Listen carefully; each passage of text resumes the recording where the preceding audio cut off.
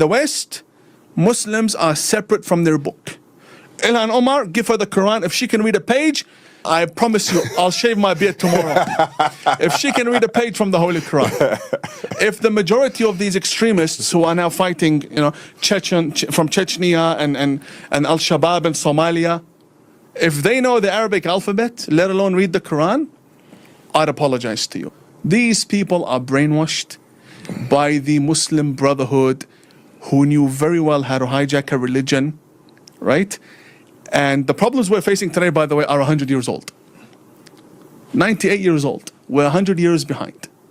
So we can start again, or we can just be realistic and say, okay, we either go to war against these guys ideologically, be more vocal against them, or we just sit back and let them destroy society. And I choose to not sit back, and I choose to speak out. This group, Rashida Tlaib, Ilhan Omar, Mamdani, and there was a time where I wouldn't even dirty my mouth with their names, but because it's our responsibility to raise awareness, I'll say this: these people are not for America, not for America. Anyone who narrates religious scripture to an American audience and wants to govern through those values, in other way imposing the verses of the Quran on Jews and Christians in a city like New York, that is pure Islamism. It's pure Islamism, and the whole idea, about but the context was refugees and being kind. No. There is no context. No, they're using the case of refugees and immigrants to advocate for a weaker New York, because that's exactly what is banned in Saudi Arabia. You can't be a Muslim Brotherhood sympathizer or supporter or be linked to an organization like CARE, which, by the way, God bless Texas Governor Greg Abbott, and God bless Ron DeSantis for banning CARE and outlawing them and designating them as a terrorist organization, because that's exactly what they are. They're a terrorist entity. They've been banned in the Middle East and the UAE before America. So America, earlier I said, is heading in a right direction, because during the time of Obama and during the time of Biden, the Muslim Brotherhood was advising the White House. Imagine the fox advising you how to take care of your chickens. Right. Imagine that Bin Laden will come. That's it. Osama Bin Laden, Muslim Brotherhood. CARE, Muslim Brotherhood. That's it. Same ideology, same book, same scripture, same corpus. Same idols, same spiritual father, same books, same charter, same everything. So imagine Bin Laden advising you on national security in America. Right. That's crazy. It was outrageous, but that nonsense ended with Trump, and I think raising awareness will prevent them from re-entering the White House again. If Hamas attacked the Saudis in that way, if they attacked another Muslim country, there would not be 2 years of negotiations with Hamas. Believe you me, it'll be nuclear if nuclear was an option. The idea of a ceasefire and let's release some from Israeli prisons so that we get a few hostages back, it would be an entirely different conversation. If you entered Saudi Arabia and massacred over 1,000 people, it'll be the end of Hamas and that conversation a week later. I'll tell you that. Right? Same in America. There will be no International Criminal Court of Justice and talks of genocide and none of that. It'll be gone. Now, this is where things get intense. A moment is unfolding online that is raising serious questions, and people are not looking away. And Imam has come forward publicly with claims involving Ilhan Omar. And let's just say he didn't look back.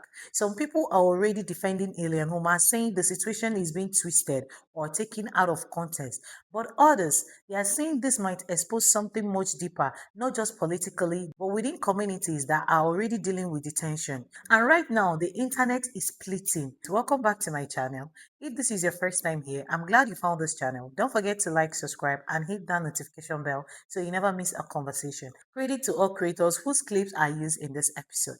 Disclaimer, this video is for educational purposes. It is not meant to hate or discriminate against anyone. Let's break this down. What do Muslims here in Minnesota think about Ilhan Omar? Okay, so you gotta understand, this is somebody that uses Islam for a sort of political gain, you know? She advertises as a Muslim, you know? As a Muslim person that's helping the Muslim people in the community that she's representing. But we also see her upholding different views that are in conflict with core Islamic beliefs.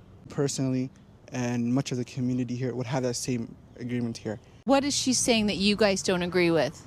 Okay, first of all, when it comes to like LGBTQ people, we as Muslims don't believe any other person that's not any other person, no matter what they practice, should be held to a lower standard, should be given less respect.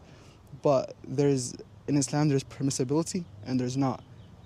We gotta keep in mind, you are not allowed to do certain acts, such as same-sex marriage, which she's in support for.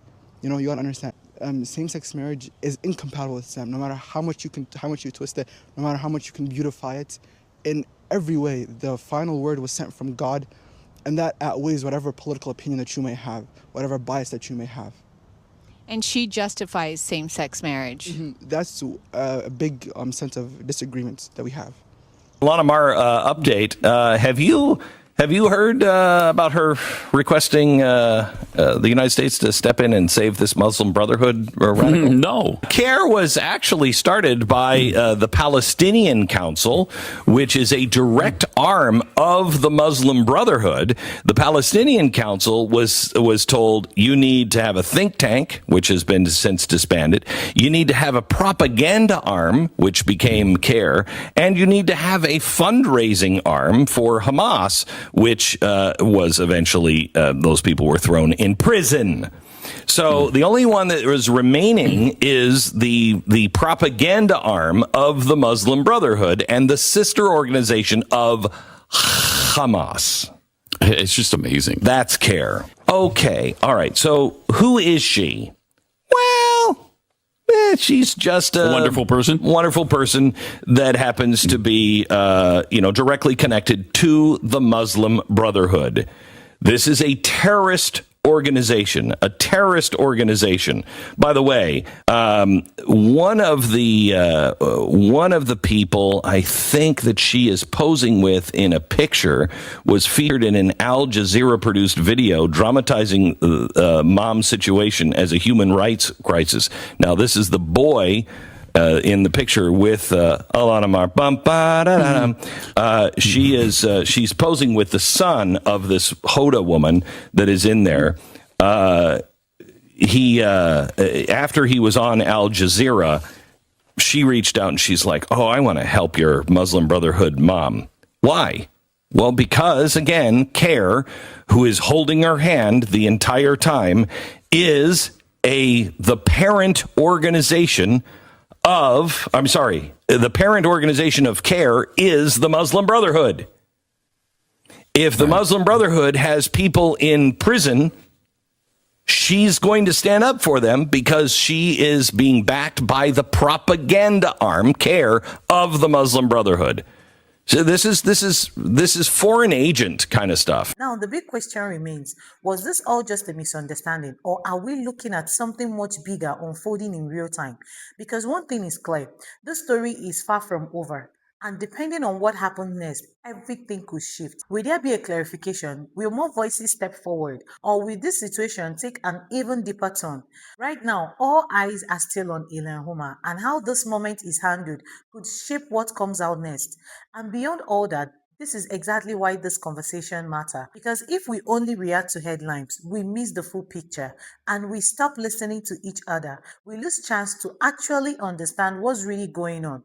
So let's keep it real. Let's stay aware, but most importantly, let's stay thoughtful. If you value conversation that goes deeper than just what's trending, go ahead to hit that like button, subscribe to the channel, turn on notification bell so you never miss the next discussion. This channel exists because of you and it grows because you choose to engage. So thank you for being here. Stay informed, stay compassionate, and most importantly, stay active in the dialogue. See you in my next episode.